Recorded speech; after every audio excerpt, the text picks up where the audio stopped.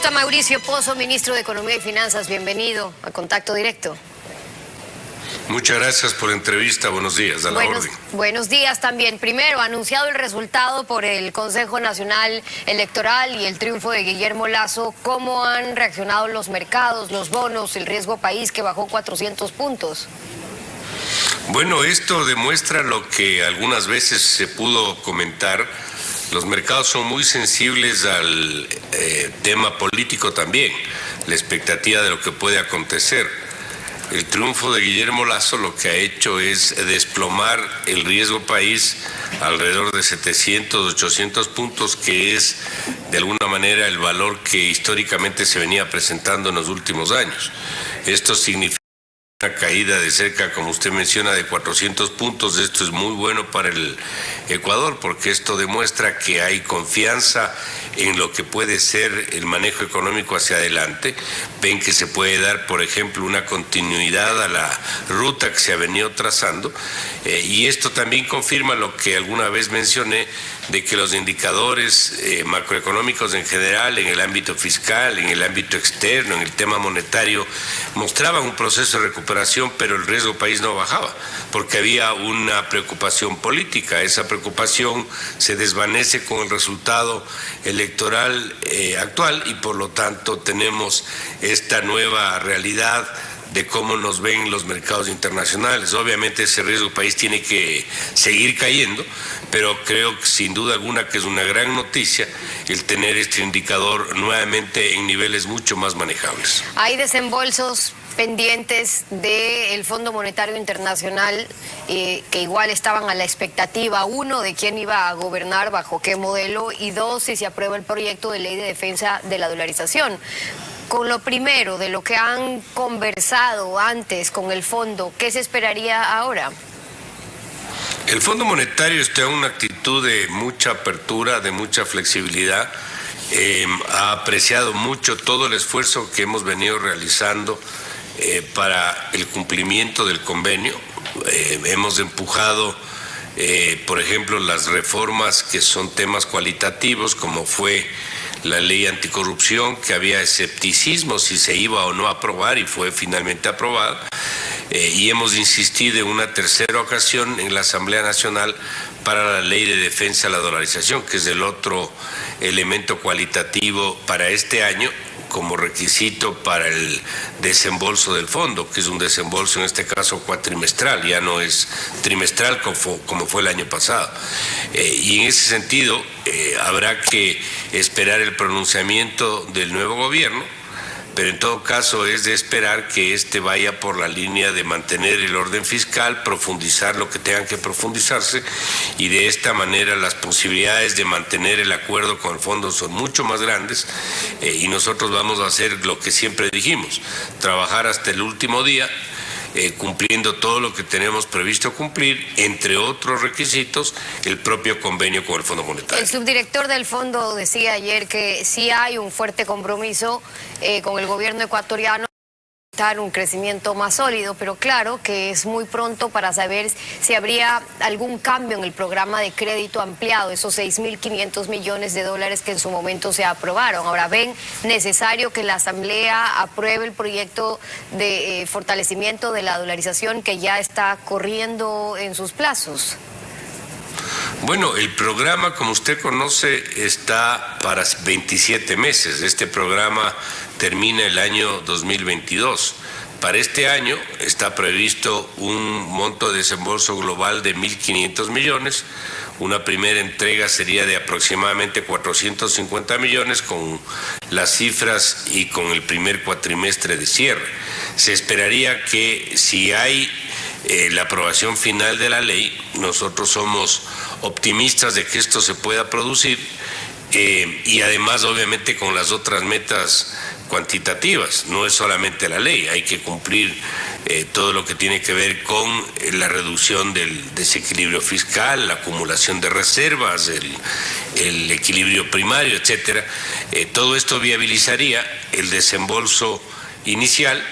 Y el nuevo gobierno seguramente conversará, y el fondo seguramente también lo hará, para ver cuál es la ruta hacia adelante. Si ellos quisieran hacer algún ajuste al programa, que están en su derecho, obviamente, y si este ajuste va en la línea que hay acuerdo entre las partes, habrá que ver hacia adelante qué otros ingredientes se pueden incorporar al programa. Pero lo de fondo es que se mantenga el norte, Sofi, que no tengamos un cambio de dirección, porque eso es lo que da tranquilidad a los mercados, a los inversionistas, y permite una ruta de más estabilidad y de fortalecimiento de la propia dolarización. Así que ahora, si en ese sentido creo que estamos mejor. Si ese cambio en los desembolsos, que ya no son trimestrales, sino cuatrimestrales, significaría que ya en los próximos días, mes máximo, estarían recibiendo ese próximo desembolso de esos 400 millones de dólares. Se aprobó con 9 votos a favor, 4 en contra del proyecto de ley de defensa de la dolarización en la comisión ya del régimen económico, y tiene que ser aprobado o archivado entonces ahora en el Pleno. ¿Cómo ven ustedes los tiempos?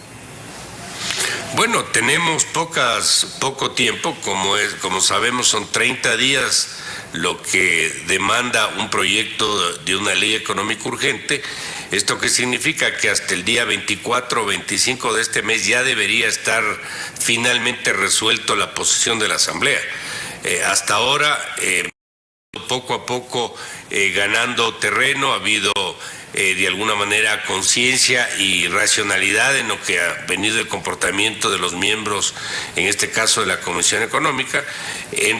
Hoy día, por cierto, entra a discutirse esto en primer debate, y esperaría que los argumentos que se han esgrimido por parte de los funcionarios del Ejecutivo, el caso mío, del Banco Central, de las superintendencias, así como algunos analistas expertos que han comparecido a dar su opinión, permita que se apruebe esto y siga caminando hasta la votación final, con lo que estaría viabilizado el proyecto de ley. Esperaría yo, por lo tanto, que si todos estamos a favor de la dolarización, esperaría que sean compatibles y coherentes votando a favor de una ley que lo que hace es fortalecer la dolarización. No tiene sentido decir que estoy a favor de la dolarización y votar en contra del proyecto de ley que lo que hace es fortalecerla. Así que ahora, esperaría yo esa sensatez. ¿Cómo logra fortalecerlo? Y además, si se logra la autonomía del Banco Central y alguna de las otras metas, es el tema, más allá de estar de acuerdo o no con la dolarización, y eso es lo que tendrán que discutir ahora. El proyecto de ley restablece, por ejemplo, los 4 balances del Banco Central, los que sirven para transparentar la disponibilidad de los fondos de la banca privada, del IES, de los GATS, pero también blinda el manejo de las reservas para que no las pueda usar el gobierno de turno. ¿Cómo garantiza, en cambio, el proyecto que el Estado no vuelva a ser prestamista de última instancia, sino los bancos o sus accionistas más bien? Bueno, el Banco Central ya no es prestamista de última instancia. El Banco Central es una institución que pertenece al sector público, obviamente, y al Ejecutivo, pero en el proyecto de ley se le da lo que se llama una autonomía técnica, una independencia técnica para que pueda tomar las decisiones más adecuadas, en este caso, para fortalecer la dolarización. Los elementos que están en la ley son elementos que generan sindéresis uno con otro. En primer lugar, si abrimos los balances o el balance en los 4 sistemas, es para que tengamos todos, la ciudadanía en general, la posibilidad de ver que cada dólar que sale tiene $1 de respaldo en reservas internacionales. Y mientras que no se cubra toda la deficiencia que tenemos en este momento, que es una cifra de más o menos 600 millones de dólares, es imposible utilizar esos recursos para otra cosa. Eso es lo que vamos a poder observar claramente en los 4 balances. Pero asimismo, para que esto se pueda dar, se requiere una independencia técnica. ¿Y de dónde viene la independencia técnica? De una estructura administrativa con un directorio, donde haya una elección, donde haya un equilibrio de poderes, propone el Ejecutivo y termina nombrando el Legislativo. En los votos y se han hecho los cambios para que esto pueda operar. Del lado correísta fue por la integración de la Junta de Directorio, sobre los antecedentes que tenían que estar vinculados de alguna manera en los años anteriores, no porque sea requisito, sino en la práctica con el sistema financiero bancario, con la banca privada. ¿Qué pasó ahí? Bueno, nosotros hemos incorporado una serie de elementos que faciliten este proceso. Le doy un ejemplo. Decían que ellos no pueden nominar, me refiero a los asambleístas. Está incorporado un artículo donde en la ley orgánica de la administración legislativa se les da la facultad para hacer estas nominaciones. En segundo lugar, los miembros de los directorios de las dos juntas, que son 5 por cada una de ellas, son propuestos por el Ejecutivo y nombrados por la legislatura, pero tiene una serie de requisitos que son los elementos básicos, no solamente aquí, sino en la gran mayoría de países que tienen bancos centrales independientes. Usted no puede pretender en una institución que estamos tratando de que sea técnicamente autónoma e independiente, tener un directorio conformado con personas que no tengan la capacidad de poder administrar, o más que administrar, poder liderar políticas monetarias, financieras sin el conocimiento adecuado. Por eso es que se requiere cierto número de años de experiencia, 10 años de experiencia, puede ser banca privada, puede ser banca pública, pero la elección de la persona, eso es lo fundamental, que sean personas con los antecedentes, con las credenciales suficientes y adecuadas, y que den la confianza de que van a poder hacer un trabajo técnicamente adecuado para la función que se les está entregando. No se puede poner a cualquier persona de director del Banco Central, porque estaríamos precisamente yendo en contra del espíritu de lo que se busca, que es una institución, como digo, técnicamente fuerte que pueda hacer su trabajo. Ahora, eso en cuanto al proyecto y el resto de lo que se viene, los ingresos que recibe el Estado cayeron el trimestre del año, no solo por los ingresos petroleros, sino también una baja en la recaudación, y eso fue por una caída también en la recaudación del IVA. ¿Qué habría de esperarse para el resto del año, como se está moviendo ahora la economía?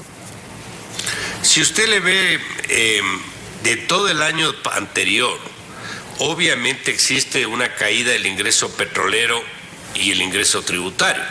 Un primer impacto es que la torta se hizo más chica y la participación, por ejemplo, de los GATS se redujo, producto de la propia crisis de la pandemia.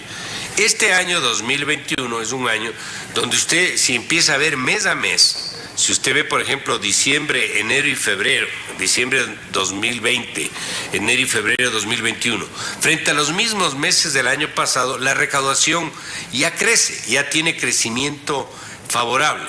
En este mes de abril se paga el impuesto a la renta, obviamente del año pasado, que no fue un buen año económicamente, pero es un mes estacionalmente de mayor ingreso fiscal y presupuestario, lo cual también puede ayudar. Y por otro lado, el precio del petróleo se ha mantenido en niveles sobre los $50, que es más o menos lo que se estaba estimando. En ese sentido, yo creo que este año de 2021 va a ser un año bastante mejor al año anterior. Obviamente está atado a que el tema de la pandemia esté controlado, y en ese sentido esperamos, por ejemplo, que lleguemos a un PIB cercano a los 100,000 millones. Ahora, en ese Fíjese contexto, que el año 19 cayó al 94. Claro, es que comparándonos también con el 2019 es difícil. Ahora, en ese contexto, el actual, el presidente electo ha ratificado el compromiso de no subir impuestos, pero claro, lo que se ofreció fue también bajarlos. ¿Y cuáles van a bajar? Ayer conversábamos de que una reducción progresiva no era lo que necesitaba en este momento la economía, sino una reducción como se lo ofreció. Ahora, ¿ve usted que eso pueda ser factible? Bueno, yo no puedo obviamente opinar sobre lo que piense el nuevo gobierno ni el presidente electo. Lo que sí le digo es que nosotros vamos a dejar 3 reformas económicas para que sean impulsadas por el nuevo gobierno. Una de ellas tiene que ver con el ámbito tributario, y ahí vamos a establecer un poco cuál es la situación actual, lo que permitirá ver con mayor claridad cuáles opciones existen. Hay algunos temas que tienen que ir adelante sin duda alguna. Por decirle, el impuesto a la salida de divisas tiene que irse desmontando, pero es un impuesto que genera ingresos fiscales, entonces no hay cómo hacerlo de una sola, tiene que ir gradualmente moviéndose.